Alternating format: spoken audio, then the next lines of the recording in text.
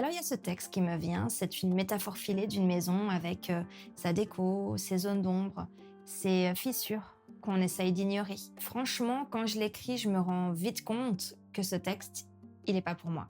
Et là, je vois Dean qui vient vers moi et elle me dit Je crois que c'est pour toi. J'avoue, j'avais un peu d'appréhension à lui filer, je savais pas trop comment il allait le prendre. Et là, je prends le texte, je le lis et je me dis, ça ressemble quand même beaucoup à mon histoire. Je le savais. J'avais l'impression d'être mise à nu, je savais pas trop quoi en penser. Et ça m'a fait bizarre de voir noir sur blanc ce que j'avais vécu. J'avais l'impression que le texte me donnait quelques images pour exprimer des choses que je n'arrivais pas forcément à exprimer. Ça avait une résonance encore plus forte et ça amenait de la clarté dans ce que je ressentais. Dans ma maison, c'est vraiment un mélange de nos deux univers. Au début, on s'est dit que je la composerais tout seul et j'ai essayé plein de versions. J'essaie de trouver la musique avant de réfléchir à comment j'allais poser mon texte. Et là, Brie arrive tout fier. J'ai trouvé jusqu'au moment de se la mettre dessus. Et là, c'était C'était la cata.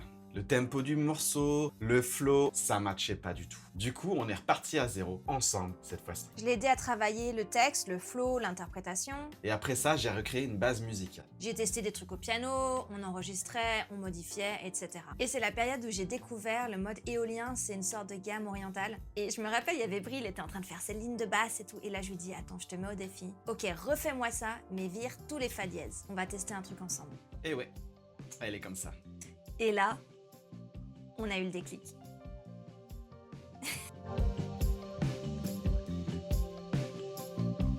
Derrière le micro, c'était pas évident. Je suis bassiste et passionné de technique son, donc je suis plutôt quelqu'un qui aime me mettre en arrière-plan et surtout pas devant un micro.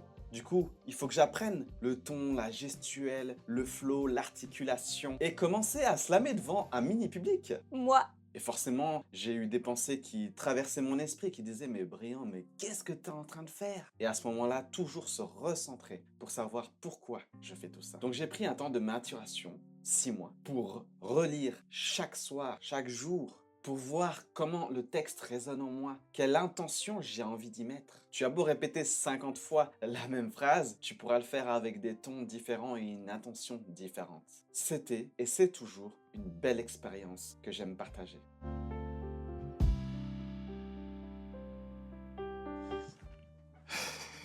Allez, à toi, la pépite. ok.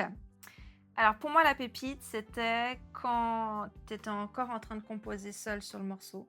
Et à un moment donné, t'es parti en cacahuète. Légèrement.